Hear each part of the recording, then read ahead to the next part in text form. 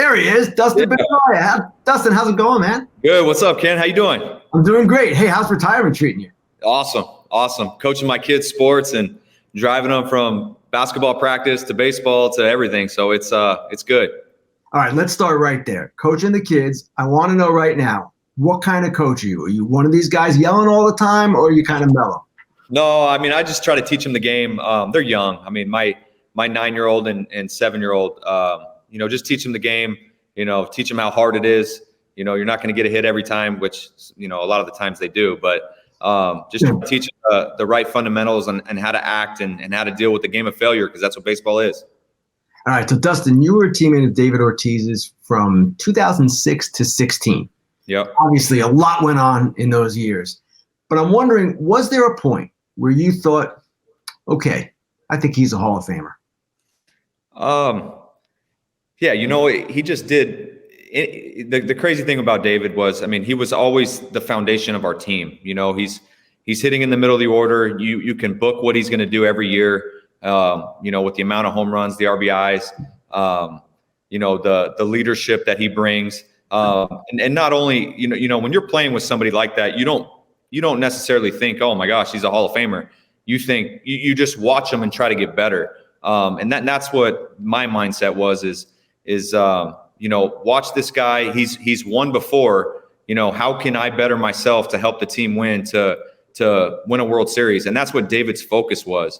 When you have a quality of player like him and he's a team first mentality, that's when you're special. So yeah, I mean, I knew he would, he's a Hall of Fame player, but most importantly, his goal was to win. And, that's why we hit it off so well, from the start. Dustin, what stood out to you most about him when he was in the box? I've said this one other time, but his ability to slow the game down in big situations is like nobody else. Obviously you watch tons of film on every hitter and everything. And Barry Bonds, in my opinion, was the greatest hitter ever. But in a pressure situation, I want David Ortiz up. He's came through every single time. When you need a home run, David Ortiz hits it. I saw him do it in 2013 and everything. And Barry didn't do that in his first part of his career in the playoffs. But from playoff game 1 till the end, in a big moment, the game was in slow motion for David Ortiz. And that's the one thing that I'll always remember is the bigger the situation, he doesn't get amped up. He controls the strike zone. He knows what he wants to do, and he attacks and executes. And for somebody to do that at that level, I mean, he's the best at it. And Dustin, let's talk about what kind of teammate he was. And I know this doesn't always factor into a Hall of Fame voter's mindset, but I recall you when you came up, I think it was August 2006. Mm-hmm. You started off, you were like 4 for 40. And I wonder at that time, was Ortiz supportive? Was he riding you? Was he ignoring you? What was he like? He was fine. He just, at the first part of 06, I got called up. I got thrown into a tough spot. We just got swept by the Yankees 5 games. They threw me into the lineup in Anaheim, and it was more of, hey, play defense. You know what I mean? We need you to play defense. Alex Gonzalez just got hurt. Mark Loretta was hurt. So it wasn't, they didn't count on me to be hit at the top of the lineup and be a run producer. And then obviously the next year, my rookie year in 2007, I started out hitting 9th, and it was the same thing. Play defense, don't, turn the lineup over, get on base. And then once I got some at bats underneath me, it was a different thing. And then it started to click where I hit at the top of the lineup. I was sitting in front of David, and I was just, honestly, I was trying to get on base for David and Manny. And it makes my job easy. I don't have to try to do too much. I just got to get on base and do my job, because I know these guys behind me are going to drive me in. It's funny, Dustin, my picture of David in the clubhouse when I wasn't in there, when you guys were alone, is of a guy walking around, dropping F-bombs, life of the party. Yeah. Is that an accurate portrayal? Sometimes, he has a soft side too. He's like a chameleon, whatever situation he's in, if he's around me, he'll get louder because I'm louder. If he's around, Xander Bogaerts, who's more of a quiet type, he'll be quieter. Or, if he's around Alex Cora or Mike Lowell, he's just, the way he navigates himself to other players is, it's one of a kind. And it was special getting a chance to play with him for as long as I did. And I learned so much from him. Now, you mentioned Manny, and Manny Ramirez, obviously, you were a longtime teammate of his as well. He has not gotten the support that David has. And Dustin, we know the reason. It's the PED situation, the failed tests. As a former player and as a former teammate, how do you see him? Do you see him as a Hall of Famer, or do you see him as a guy, hey, he was great, but? Yeah, probably. I mean, the second part. I mean, he was obviously right-handed hitter. I mean, he's one of a kind. Obviously there's rules. You know what I mean? So that's where I'm kind of at. Because I look at my own situation. I played at 5'8", 165 pounds. And having a great career, and one slide deters my career. And instead of, trying to take something that could maybe help me out health-wise so I could play a longer career, I chose not to do that. Like you know what I mean? Like I value the game and try to play the game the right way and set the example for my kids. But everybody's different. Everybody has their own way about them. Everybody, has their own choices to make. And I'm not one to judge him or anything like that. I just can speak for me. But playing with Manny, it felt good when he's hitting. I'll tell you that. You get a little nervous when they hit a fly ball to the left, but other than that, that's my thoughts on it. Schilling, another former teammate of yours, another guy on the ballot today, controversial for an entirely different set of reasons.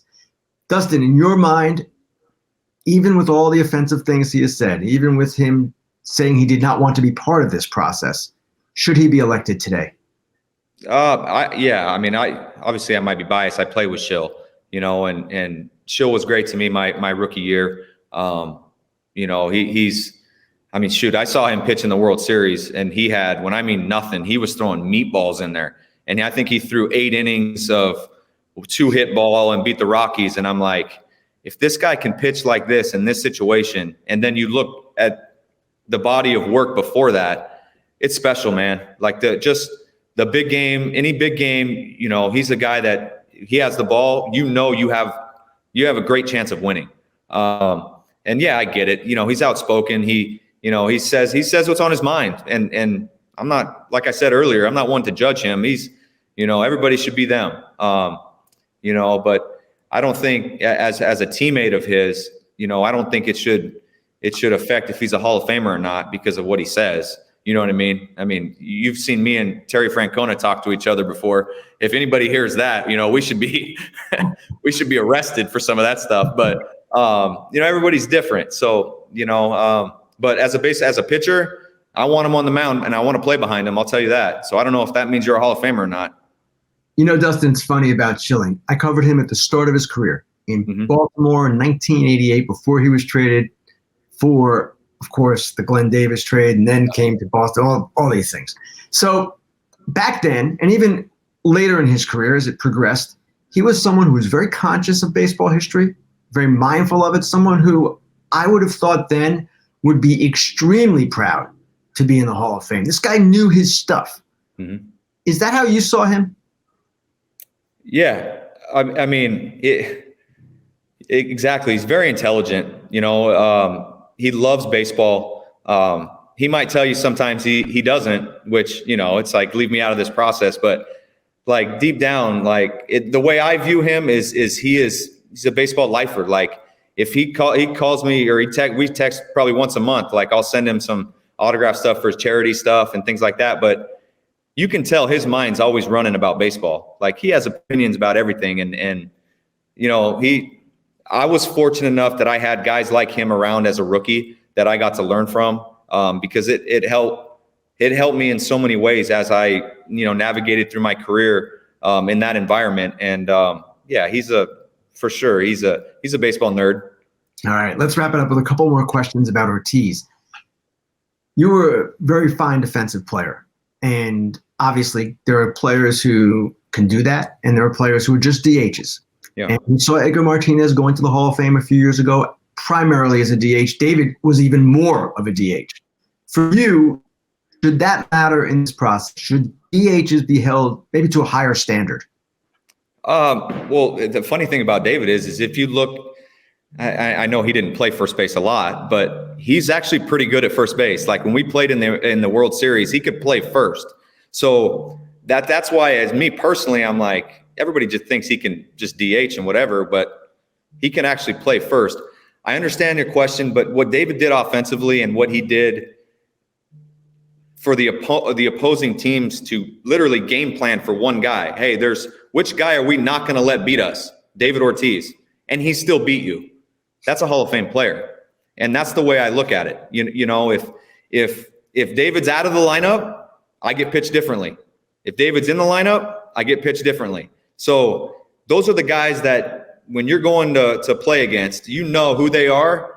And if they still can beat you, that's my opinion of a Hall of Fame baseball player. Now, last question. Now, I've got stories about David just from working with him at Fox for a few years. You played with him for 11 years. Yeah. Can you give us one story that stands out to you that kind of, in your mind, maybe defines him? And if it's a little maybe off color, you can go there. I mean, I think the best one is I've already said it at his roast. They made me do a roast about him. And I had played with him for probably, I don't know, 7 or 8 years already. And we're on deck and in between innings, and a catcher goes to block a ball and it squirts over by me. And the umpire wasn't there to give him a ball right away. So the catcher looked at me and goes, "Hey, what's up, Dustin?"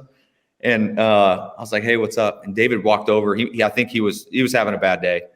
And he goes, "What the F did he call you?" And I was like, "He called me Dustin." He goes, "Why'd he call you that?" I'm like, "That's my name, man." Like, he goes, "Oh, yeah, is that right? I thought it was Pee-wee." So we're going back and forth.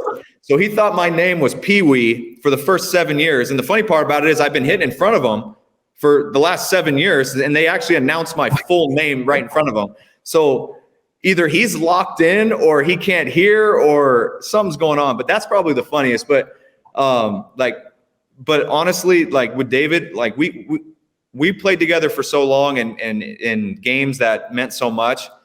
Like it's sometimes I felt like we could sit together and we're thinking the same thing and our minds were similar on to how to attack and beat another team. And that was fun. It was special to play with him. It was even more fun playing in the World Series with him because I got to play first and second. So that was a good time, but he's special to me. And obviously I hope today's the day for him. Dustin, thank you so much. Always good talking to you. We miss you, man. And thank you. I miss you guys too. Hope everything's good in retirement. Thanks so much. Have a good one.